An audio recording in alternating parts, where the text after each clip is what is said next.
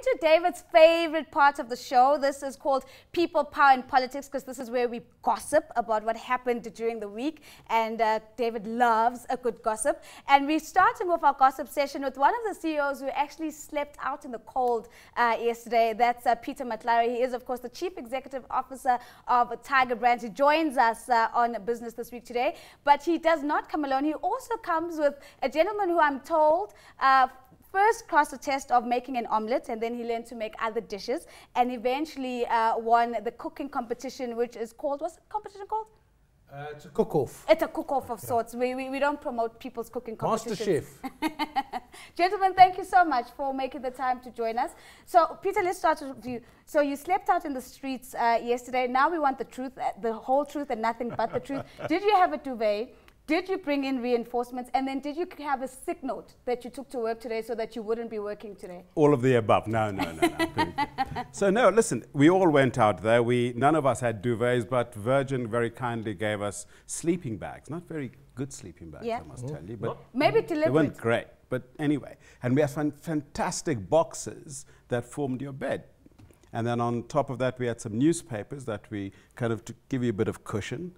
And of course, most people dressed reasonably warmly. Who did you have next to cuddle up to? I had two very powerful women next to me. On the one side, I had Maria Ramos. Yes. And on the other side, I had Terry Falkvein, who runs Prime Media Broadcasting. So I was in between these really great, powerful people, and I had the most fantastic night of my life. I can see where this is going. Here we go then. Chris, so would you, if they said, comedians sleep out, 0 degrees, beginning of winter in Jozi? I did my own one last night where I slept in a hotel to raise awareness for people stuck in hotels. But no, I thought it was a fantastic thing. They say if you really want to get to know somebody, then you should walk a mile in their shoes. Yeah. Which is really mean for the homeless kids, because now you've taken their shoes. Okay, so Chris, you missed that. I'm He's a comedian. I'm deliberately missing this. I want us to check out Lindiwe Mazibuko. Okay, let's look at Bruce first. He's was, of course, at the CEO Sleep Out, tweeting there. He says, 240 plus CEOs, me, countless caring South Africans, and 25,000 plus kids who will benefit. That's good enough for me. And Chris, I see your little reply there. Haters gotta hate. P.S. Good job. So you certainly giving it a thumbs up. If you look at the subtweet, there was people who are basically saying that this whole initiative was, there was some people who said it was poverty porn. I thought poverty porn was when you didn't pay for it. And some people said it wasn't really doing anything. But for me, I thought it was a great initiative. Peter, poverty porn? No, absolutely not. It was a great initiative. Did good for people who really need it. You had a bunch of people sitting there who, some of them for the very first time, experiencing what it's like to be in that kind of circumstance. And you had that great feeling. I almost equated it to when we had our first election. South Africans from a diverse sectors in our society feeling that they can do something good or great together. Wish you could harness that, for the rest of our time. Well, here's Lindiwe Mazibuko. She had a comment about it, and that's the tweet there. She says, I see the debate on Twitter streets about the CEO sleep out. 25 million rand for destitute kids looks good to me. If you think it's flawed, do it better. And I think she should have added there, do it better yourself, So it's 140 characters, so we respect that. But it seemed as if it's gotten the thumbs up all around. So let's talk about another controversial issue that was big in South Africa this week, June 16. So I was looking for people who were matriculating in 1976, and David suggested that since you were born around the 1920s, you might have been there. Peter, were you there in 76? So he was born in 1920s and matriculated when he was 56. It takes a while. It adds up, Slow right? learner, yeah. It can take a while. Done very well. Never did terribly well. Unfortunately, I wasn't there in 76, or fortunately, I should say fortunate, I'm not sure which it is.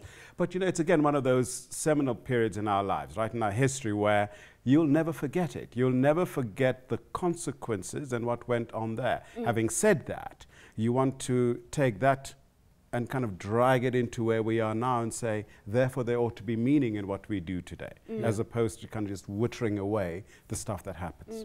Chris, what do you feel about the big debate that erupted about the advert, that Channel O advert showing... Which is on the screen now. Which is on the screen now versus the original picture. How do you feel about that? I thought it was great. I thought it really shows how far we've come as a country. I thought if it was in Afrikaans, it would have been a bit mean. But I thought it's like... it shows that we have come a long way and we have achieved a certain level of freedom. I think we need to clarify again for people who haven't seen that. That's a picture of a guy who's graduated. It looks like that famous 76 picture. And next to him is his mother who's celebrating his graduation. So it was a twist on that original picture saying that's where the youth is or should be now. I agree with Chris. And it's kind of, I think it's also a warning that we shouldn't waste what we've got. Absolutely. But isn't that a way... You got very upset yesterday and justifiably about the Curro story. Yeah. And the white kids being separated from the black kids. Now, the school says it was innocent, it was a language issue. Peter, we need, I said last night, whatever happened there, they were careless. At the very best, they were careless. Given our past, you've got to be very vigilant that you're not, carrying on practices of the past, whatever reasons you're giving for it. Look, absolutely, there's no excuse to be that careless.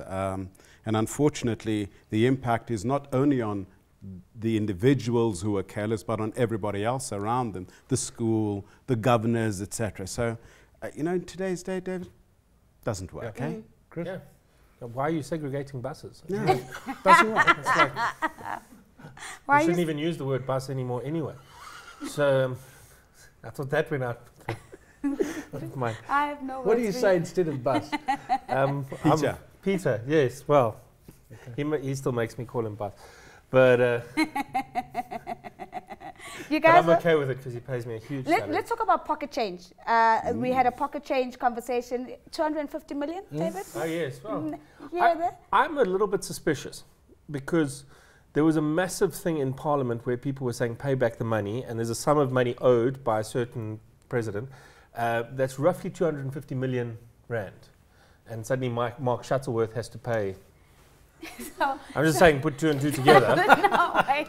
So my producer is saying in my ear that it's what you're saying is so right, because it's a Nkandla size lawsuit that we're looking at. There's now categories of lawsuits. That's Nkandla size. I like how you pronounce it. You didn't say Nkandla. Oh, Nkandla.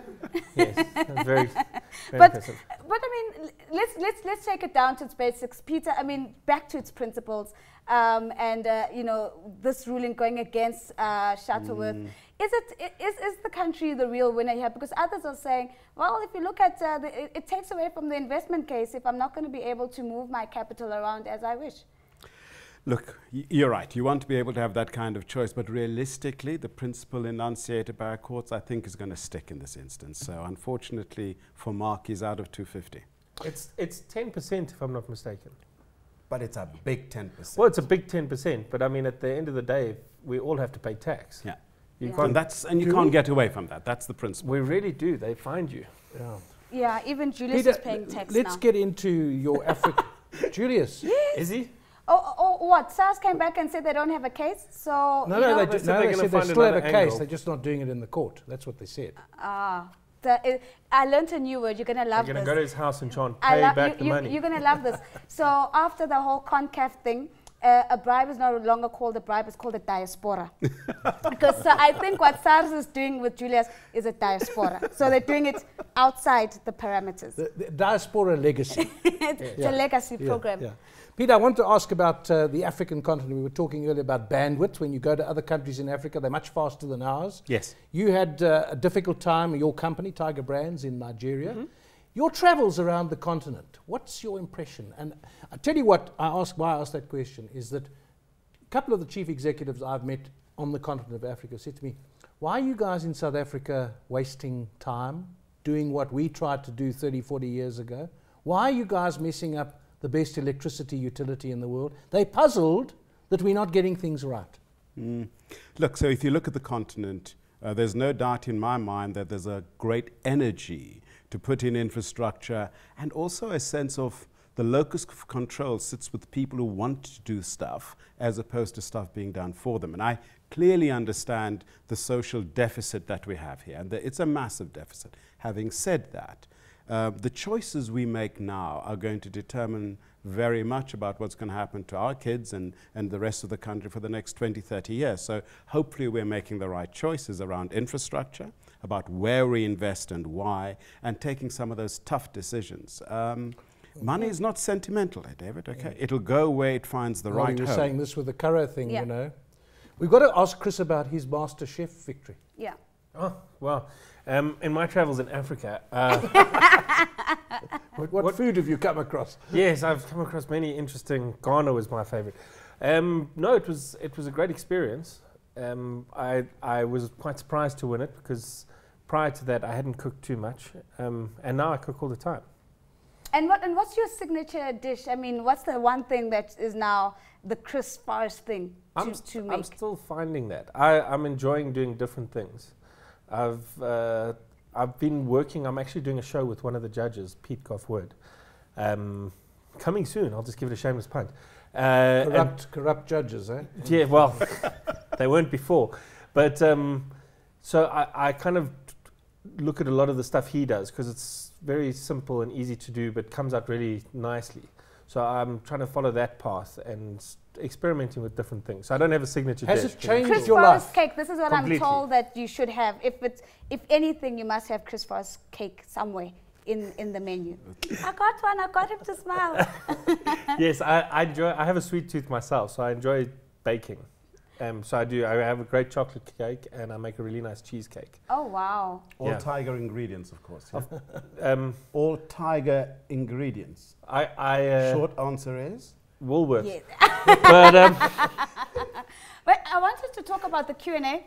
This week, Parliament, another round of disruption, another bruising session, but one where the President didn't actually answer. Well, questions. the DA pointed out to the EFF it's becoming counterproductive now. I mean, they're shouting so much he doesn't get a chance to answer any questions. The thing is in my experience, if you're going to do something like that, every now and then people will say to you, change your material.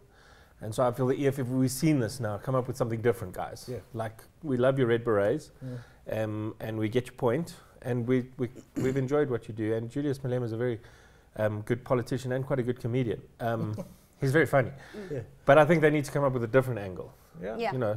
Your view of the future of opposition politics in South Africa, for me, the most worrisome thing, Peter, is that we've seen relative failure after failure of opposition parties that have broken away from the ANC. I'm thinking of your likes of your COPs, your Agangs, and one would like to see, you know, a plethora of opposition parties really beginning to hold the ruling party to account. Your sense of that? Oh, absolutely. Look, it's going to happen. If you look at every single democracy, whether it's India, Mexico, etc., it takes 20 to 25 years for a real sustainable opposition to begin to challenge the liberation movement. So that will happen, but we should not leave the contestation about our future to politicians alone. The more we do that, the more I think we abdicate our responsibility and therefore we have no right to complain. So rights and responsibilities coming together in one sentence. That's, of course, from the Chief Executive of Tiger Brands. That's Peter Matlare. Going back to his own bed tonight? Going back to his own bed tonight. And, of course... Well, you never know. He might be joining Miss Falkvane or... Maria Ramos. We don't know how it went last night. You are now creating content for the Sunday